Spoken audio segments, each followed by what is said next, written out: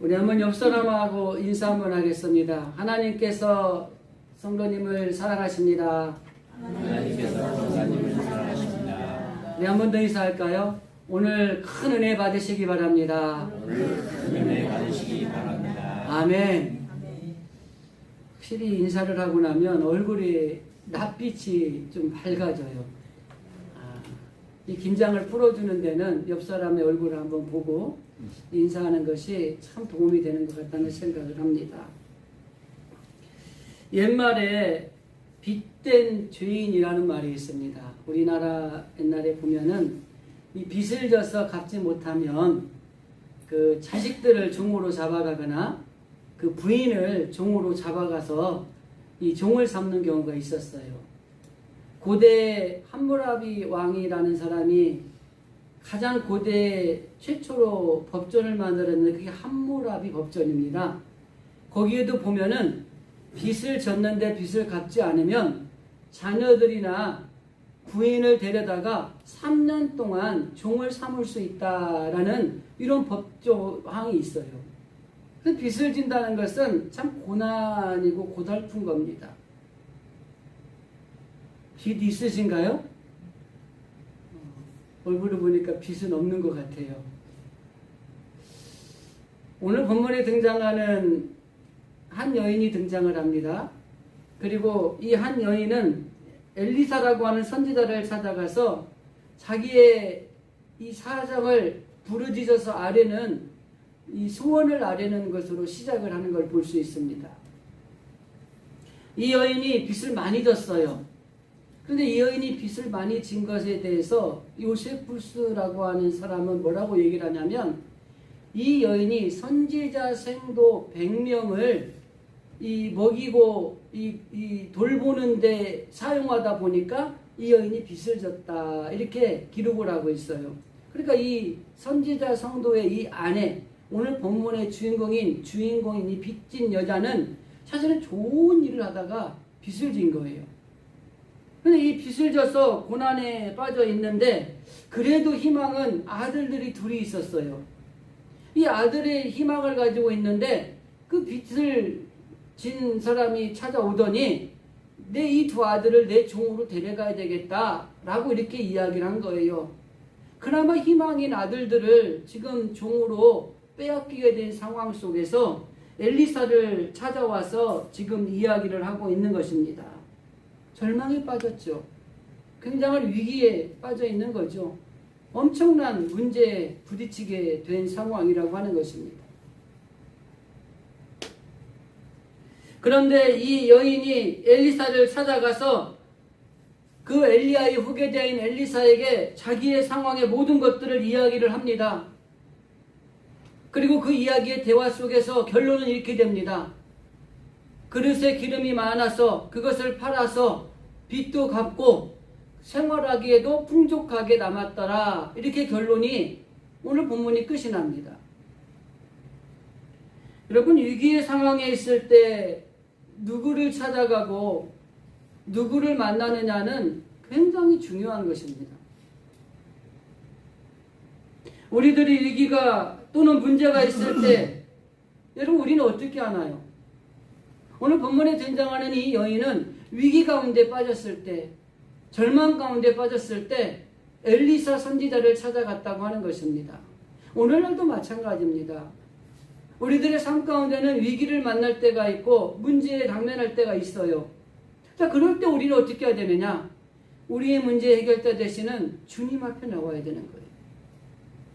이 여인이 엘리사를 찾아가서 위기와 절망 가운데 기적의 주인공이 됐던 것처럼 우리들의 삶 가운데 만나는 위기, 우리들의 삶 가운데 만나는 문제의 장벽들, 이런 것들이 있을 때 우리가 누구를 찾아가야 되고 누구를 만나야 되느냐에 따라서 그 결과가 아주 다르게 나타난다고 하는 것입니다. 이 여인이 하나님의 종 엘리사를 찾아가서 하나님의 말씀을 따라서 듣고 순종을 했습니다. 뒤에 가서 본론에서 자세하게 말씀을 나누겠지만은 순종할 수 없는 상황 속에서 순종할 때에 기적이 일어나는 거예요. 누구나 할 수 있는 거 따라가는 거는 그건 기적이 아닙니다.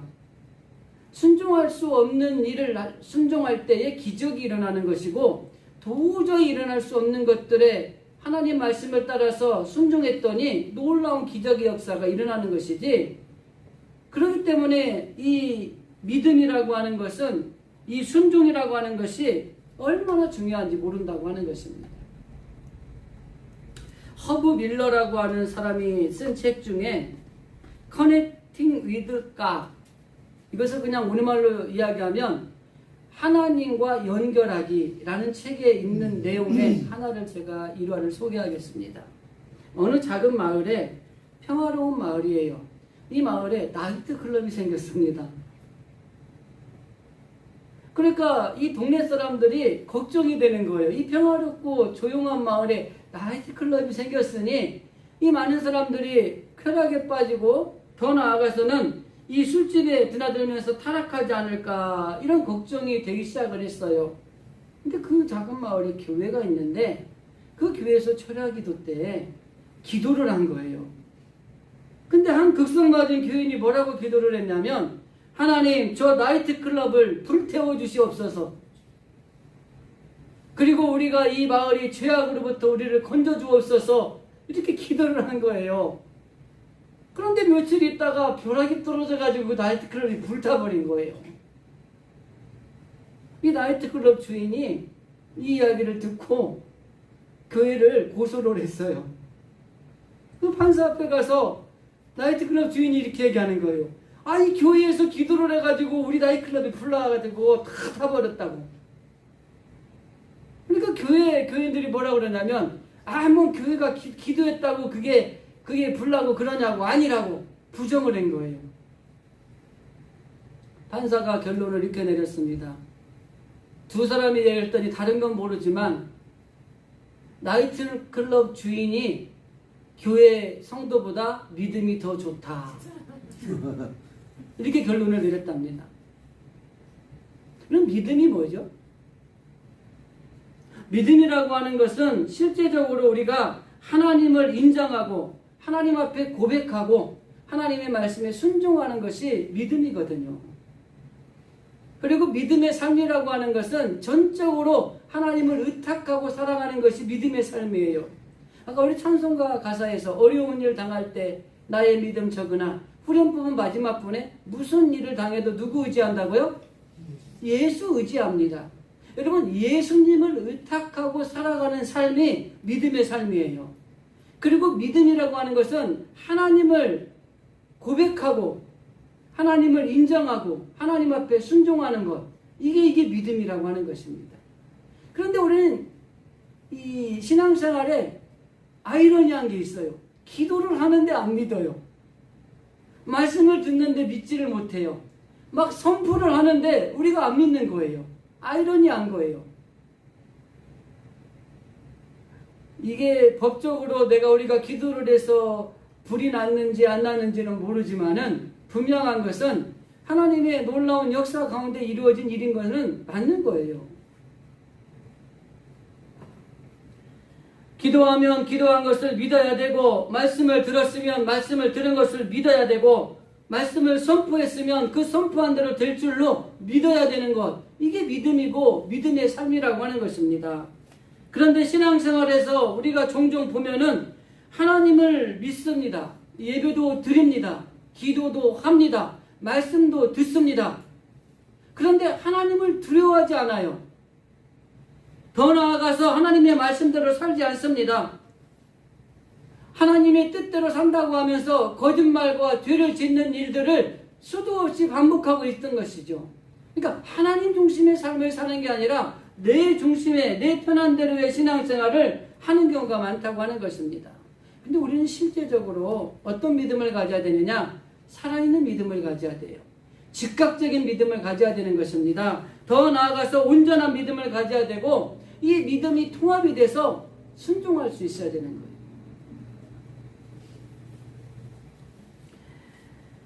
자기 중심적인 신앙생활에서 벗어나서 하나님 중심적인 신앙생활로 바꿔줘야 된다고 하는 것입니다.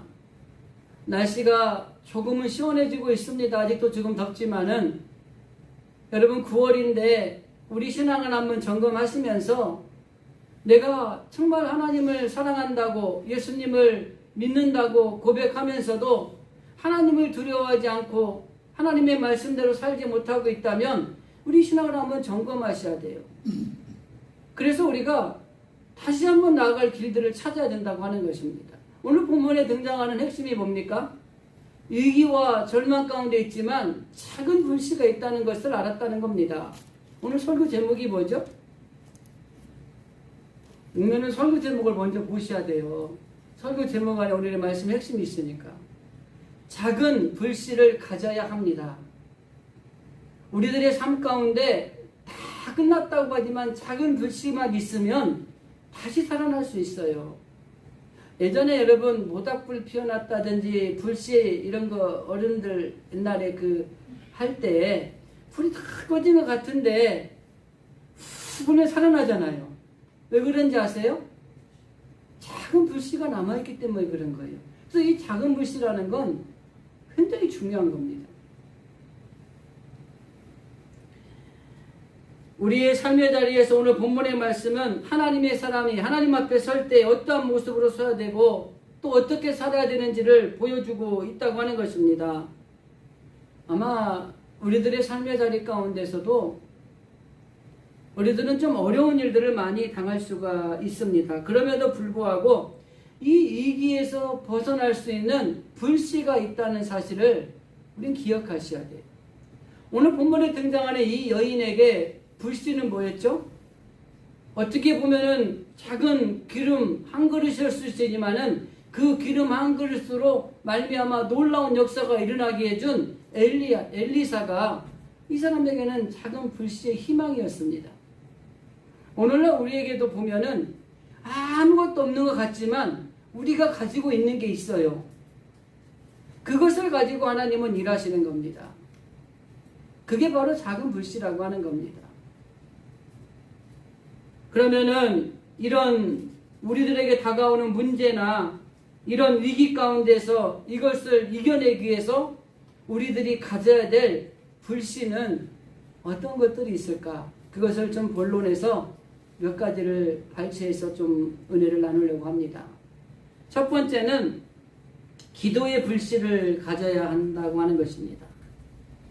오늘 본문에 보면은 엘리사가 이 여인이 와서 참 힘들다고 하소연을 하니까 이렇게 이야기합니다. 너에게 있는 게 뭐가 있니? 라고 이렇게 물어요.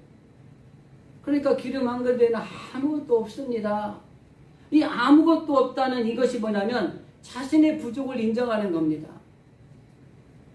자기의 부족함을 인정할 때에 하나님 앞에 우리는 엎드릴 수 있는 것입니다. 하나님은 나보다 나를 더 잘하시는 분이세요.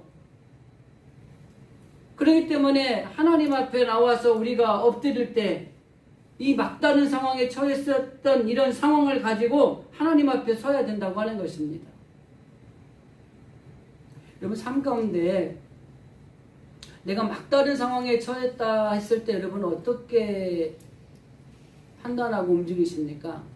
몇 가지가 있다 그래요. 첫째는 사람이 막다른 골목에 처하게 되면은 첫째는 포기해버립니다. 에이 안 되겠다. 두 번째는 그 혼자 망하거나 죽지 않겠다고 발악을 합니다. 좀 추하죠. 그리고 세 번째는 원망하거나 불평을 합니다. 막다른 골목에 처하게 되면. 자, 그럼 우리 하나님을 믿는 그리스도인들 어떻게 해야 되느냐? 달라야 되겠죠.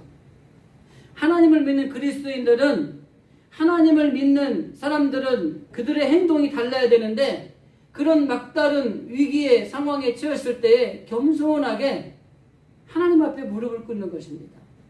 이걸 다른 말로 표현하면 기도한다는 겁니다. 그리고 어떠한 것들도 하나님께서 하실 수 있다는 이름을 선포하면서 하나님께 맡기는 것입니다. 무릎을 꿇고 하나님은 하실 수 있습니다. 그리고 하나님께 맡겨드리는 거예요. 그러면은 그 하나님이 맡긴 것들을 받아서 하나님이 일하시게 돼 있어요.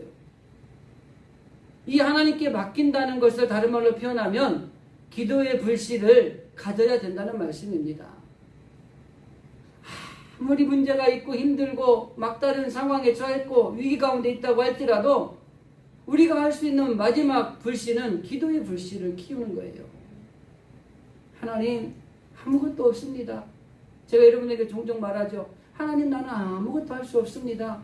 하나님이 도와주셔야 됩니다. 이렇게 내놓는 거예요. 하나님이 일하시는 순간이 언제인 줄 아세요? 하나님은 우리가 아무것도 할 수 없다고 내려놓는 순간 그때 하나님이 일하시는 겁니다. 혈기가 살아있고 아직도 내 지식을 의지하고 내 가진 것들을 의지하고 있을 때는 하나님은 나를 통해서 일하시지 않는데 하나님, 나는 아무것도 없어요. 하나님, 나는 아무것도 할 수 없어요. 하나님이 해주셔야 돼요.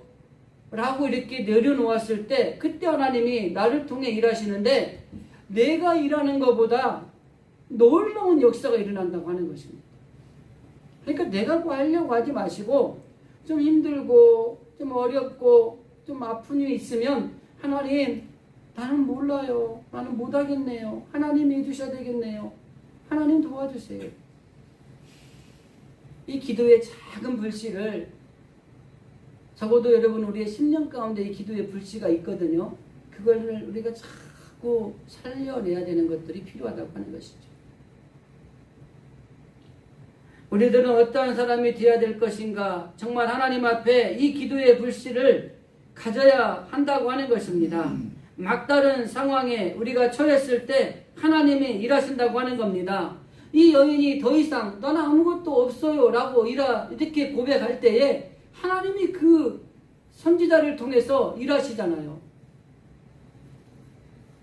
우리들의 문제와 위기에서 일하실 수 있도록 우리가 행동을 취하는 게 필요한데 그게 뭐냐? 기도의 불씨를 살리는 겁니다. 하나님이 무조건 일하는 게 아니에요. 하나님이 일하실 수 있도록 우리가 액션, 행동을 취하셔야 되는데 그 행동이 뭐냐? 기도의 불씨예요. 하나님, 나는 아무것도 할 수 없네요.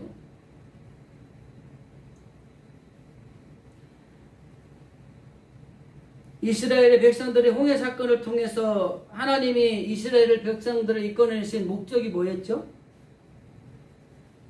사면초가를 만들어 놨잖아요. 뒤에서는 애국 군대가 쳐들어오고 앞에서는 홍해가 가로막혀 있어서 이제는 춥게 생겼구나 했을 때에 이 민족에게 하나님이 원하시는 게 뭐냐면 우리들의 힘으로는 할 수 있는 것이 아무것도 없구나 라는 걸 깨닫게 하신 거예요. 가나안 땅에 들어갈 때에 너희들의 힘이 아니라 하나님을 의지하지 않고는 가나안 땅에 들어갈 수 없다라는 걸 깨닫게 하시기 위해서 이 홍해 사건에서 하나님이 주시는 이스라엘 민족에 주시는 교훈이라고 하는 것입니다. 여러분, 이 홍해 사건에서 막다른 상황에서 하나님이 어떻게 하셨죠? 어떻게 하셨어요? 아유, 성경을 이렇게 모르시나?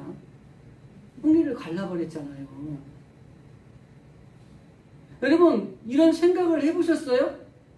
뒤에서는 애국 군대가 차들어오고 앞에서 홍해 갈려있는데 이스라엘 민족들은 어떤 생각을 했냐면 이제는 우리가 죽었구나 이리 생각하고 있었는데 하나님은 위기의 상황에서 생각지도 않는 방법, 상상하기조차 힘든 방법으로 이스라엘 민족을 구원하셨어요. 우리들의 위기 가운데, 우리들의 문제 가운데, 우리들의 질병 가운데 이런 일이 있을 때에 하나님은 우리가 생각하지도 못하고 상상하지도 않는 방법으로 우리를 구원하시고 우리를 치유하시고 우리의 문제를 해결하신 하나님이신 줄로 믿습니다. 그렇기 때문에 우리가 어떠한 상황에 처했을 때에 하나님께서도 우리를 통해서 상상할 수 없는 방법으로 우리를 구원해 주신다는 사실을 기억하셔야 된다고 하는 것이에요. 이 홍해 사건을 통해서 하나님이 이 상상할 수 없는 방법으로 그들을 구원하신 이유는 딱 한 가지입니다. 하나님을 알게 하고 하나님만 의지하고 너희들이 길을 가야 된다는 것을 깨닫게 하시기 위함이었다고 하는 것입니다. 그래서 일반적으로 하나님의 말씀이 이성적으로 들으면 불합리하게 들릴 수 있습니다. 허무맹랑하게 들릴 수 있어요. 그래서 이 사람들이 불순종하게 되는 거예요. 그러니까 이 사람들이 기적을 경험하지 못하는 겁니다. 그런데 하나님의 말씀에 순종하며 살아가는 성도들은 매 순간을 기적을 체험하며 사는 거예요. 여러분들 잘은 모르지만 여러분들이 하나님을 잘 섬기는 믿음의 삶을 살아갈 때에 여러분의 삶 가운데 하나님이 베풀어 주신 많은 기적들이 있어요. 그리고 그 기적을 기억하는 부분도 있고 그 기적을 기억하지 못하는 부분도 있는 것이죠. 그래서 하나님 앞에 말씀에 순종하며 살아가는 성도들은 어떤 어려움을 당하고 어떤 위기 가운데 있어도 첫째, 낙심하지 않습니다. 포기하지 않습니다.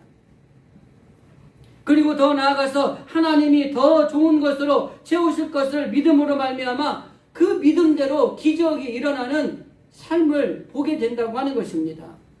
여러분, 이러한 사실은요, 그 기적을 체험한 성도들만이 가질 수 있는 신비한 거예요. 그리고 그런 것들이 있지 않습니까?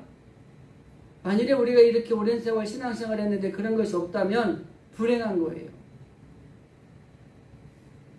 아까 앞에서 말씀드린 대로 하나님의 말씀이 불합리하고 허무맹랑하고 그래서 이런 것들에 불순종하게 되고 그러므로 인해서 기적을 체험하지도 못한 신앙의 삶을 살아가고 있다면 불행한 겁니다.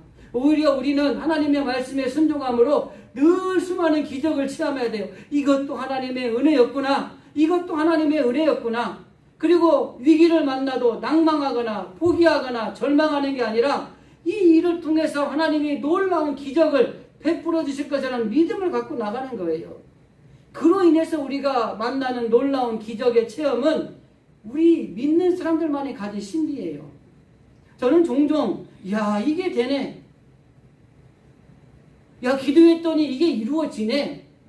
야, 믿음으로 밀어붙여 갔더니 야, 이게 되네. 이런 일들이 저에게도 많이 일어나요.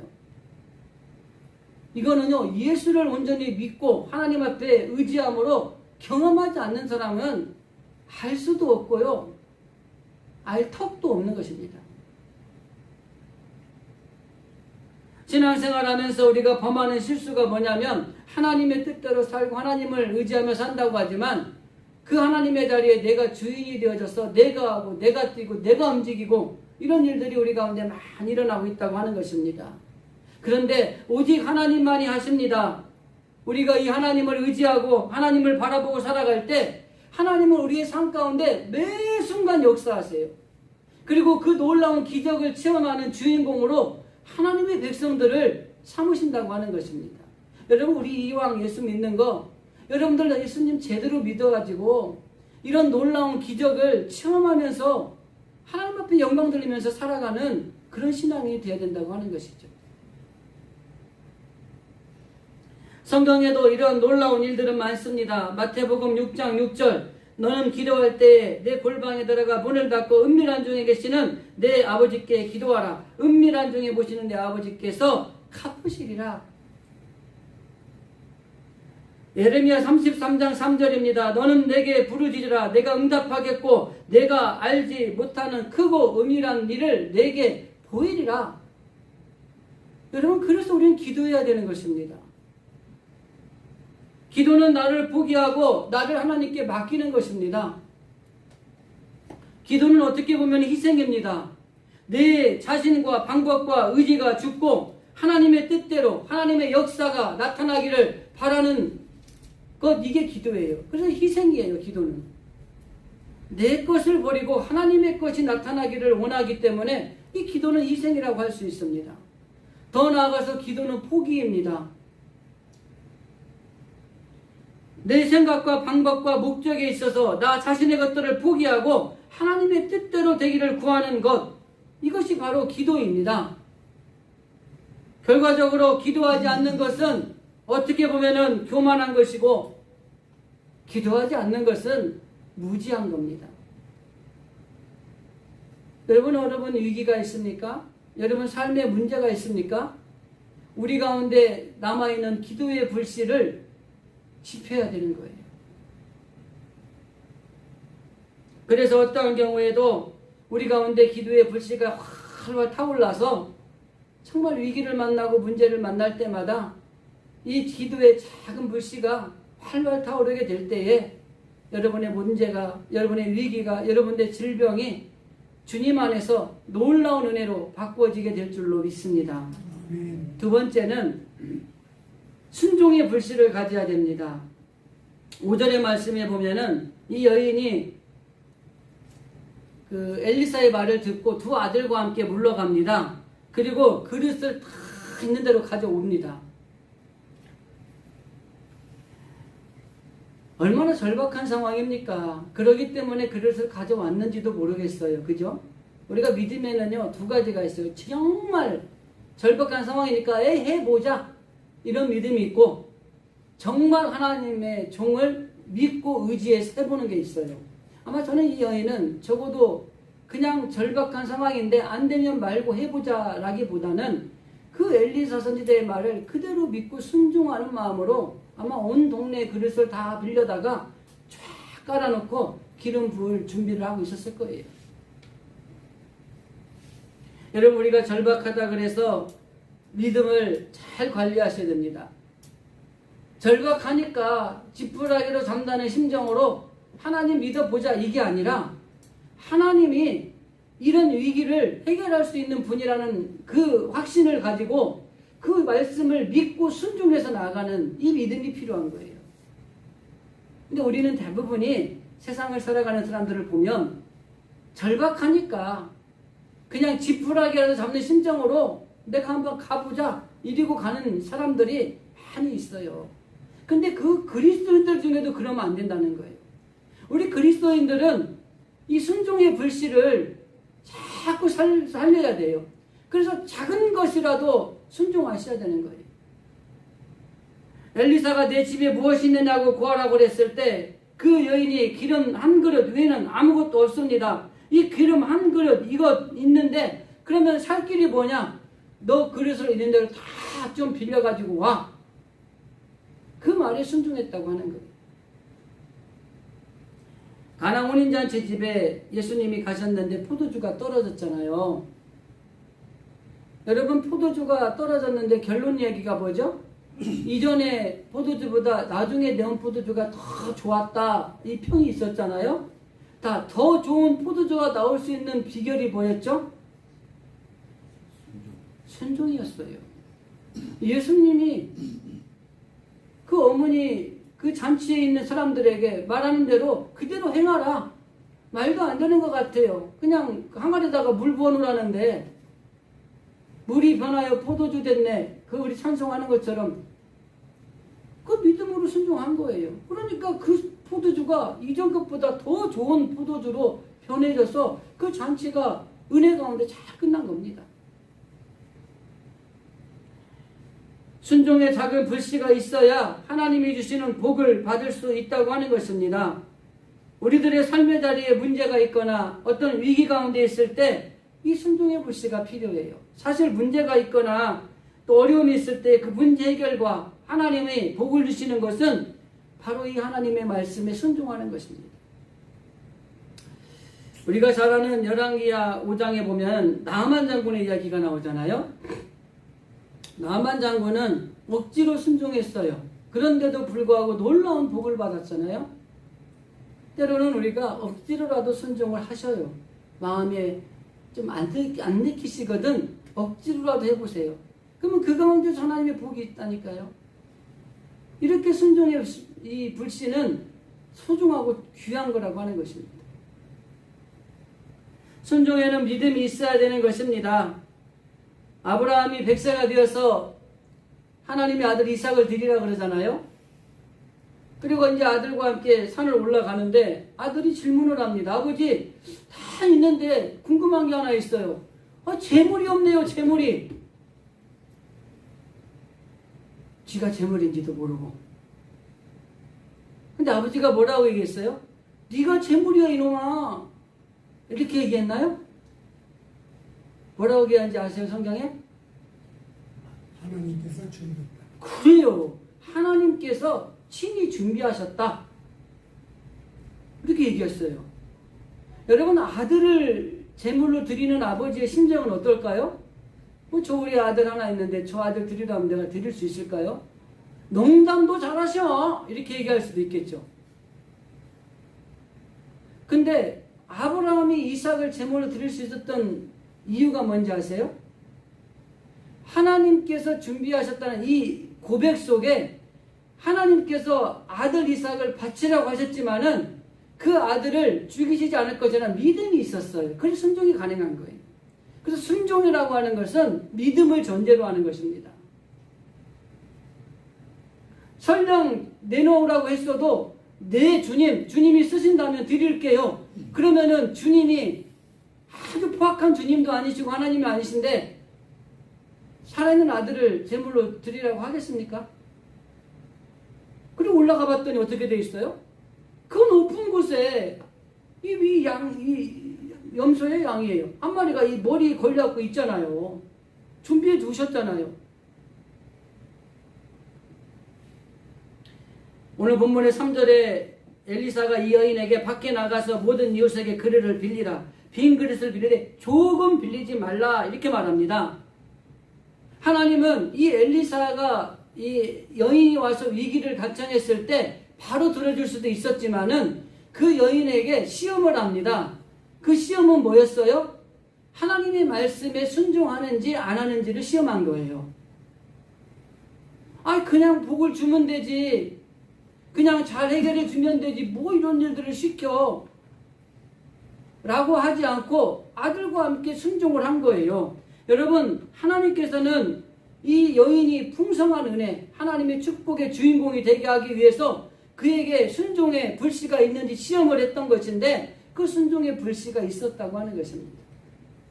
아브라함에게 하나님이 복을 주셨어요. 수많은 복을 주셨는데 아브라함이 이삭을 드리고 난 뒤 하나님이 하시는 말씀이 뭔지 아세요? 이제야 내가 나를 경외하는 줄 아노라. 여러분, 시험에 합격하셔야 돼. 신앙생활도. 하나님 믿습니다. 하나님 사랑합니다. 주님을 내가 따릅니다. 그랬는데 이거 내놔봐라. 이거 해봐라. 요걸 좀 해봐라. 그랬더니 아이고 그걸 어떻게 해요. 난 못합니다. 이러면 탈락이에요. 예 주님 나는 힘은 없지만, 예 주님 나는 가진 건 없지만, 예 나는 할 수 없지만 순종하겠습니다. 그때 합격. 그리고 축복의 통로가 열려지는 것입니다. 이 여인에게는 순종의 불씨가 있었다고 하는 것입니다. 이 여인이 엘리사에게 순종함으로 그 기름에 그 그릇대로 기름이 다 채워지고, 그리고 그 기름을 팔아다가 빚도 갚고 생활하는데도 넉넉해졌다. 위기의 문제가 해결됐다고 하는 것입니다. 한 가지만 더 말씀을 드리겠습니다. 헌신의 불씨가 있어야 됩니다. 2절의 말씀에 보면 이 계집종의 집에 뭐가 있냐 그러니까 기름 한 그릇 이거밖에 없어요 라고 얘기를 했습니다. 이 여인에게 주님께서 뭘 가지고 있느냐라고 물어본 거예요. 여러분, 우리에게 하나님이요 가끔 내가 힘들다고 그러고 하나님 너무 어렵다고 그러고 하면 하나님 나한테 뭐라고 질문하냐면, 그럼 네가 지금 가지고 있는 게 뭔데? 이렇게 물어보시는 거예요. 근데 물어볼 때는 왜 물어보실까요? 아브라함한테 이삭이 최고였잖아요. 근데 아브라함한테 뭐라 그랬어요? 하나님이? 이삭을 제물로 드려 그랬잖아요. 하나님이 우리에게 너무 힘들고 너무 어려워서 기도의 불씨를 살리고 순종의 불씨를 살려서, 하나님 내가 정말 이렇게 어려워요, 이렇게 힘들어요. 그럴 때 주님이 우리한테 뭐라 하냐면, 그러면은 네가 지금 상황에서 너에게 있는 건 뭐니? 라고 묻는 거예요. 그러니까 이 여인이 뭐라고? 기름 한 그릇이 내게 다예요. 그것을 드리는 거예요. 이게 헌신의 불씨입니다. 하나님이 우리에게 너에게 있는 게 뭐니라고 물어볼 때는요, 그걸 나한테 드려봐. 그 얘기예요. 그걸 내려놓을 때 거기에 놀라운 역사가 일어나는 것입니다. 우리 오늘 본문에서 봤잖아요. 기름 한 그릇 내려놨더니 엄청나게 상상할 수 없는 복을 받았잖아요. 이 여인이 가진 이것을 내려놓을 때 하나님께서 그것을 사용하셨다고 하는 것입니다. 하나님께서 엘리사를 통해서 그냥 물질의 양식을 주시고 막 복을 쏟아 부어주실 수 있었는데 왜 그 여인에게 내가 지금 있는 건 무엇이냐고 물어봤냐라고 하는 것입니다. 그리고 그 물어본 것을 주의 사자 앞에 내려놓았을 때에 하나님이 그 일을 하시기 시작을 했다고 하는 것입니다. 헌신의 불씨가 있어야 됨을 말씀하고 있는 것입니다. 내가 내려놓은 작은 헌신이 하나님께서 일하시면 놀라운 역사가 일어나게 된다고 하는 것입니다. 하나님은 우리에게 바로 복을 주실 수도 있습니다. 그러나 우리에게 종종 묻습니다. 그래, 그럼 네가 가지고 있는 건 뭐니? 그리고 그때 우리들이 하나님께 헌신의 불씨가 있어야 된다고 하는 것입니다. 하나님은 기적과 하나님의 능력을 보이기 전에 먼저 한 사람의 헌신을 보시는 것입니다. 하나님을 정말 사랑하는가?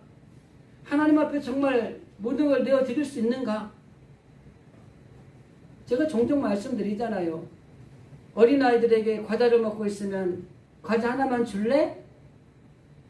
이야기하는데 그때 이미 주머니에는 5만 원짜리 신사임당을 주머니에 손에 잡고 있다니까요. 그리고 과자를 주면은 그 신사임당은 과자를 주는 아이에게 가는 겁니다. 근데 이 아이가 안 줘요, 싫어요, 나 혼자 먹을래요. 그러면 이 신사임당은 주머니에서 나오지 못하는 거예요. 하나님께서 우리가 가진 것이 무엇이라고 물으시면서 그것을 하나님께 드리기를 원하세요. 그러면 드리기만 하면 과자 하나가 얼마일까요? 5만 원하고 과자 하나하고의 비교되지 않는 복을 하나님께서는 이미 예비하고 계신다고 하는 것입니다.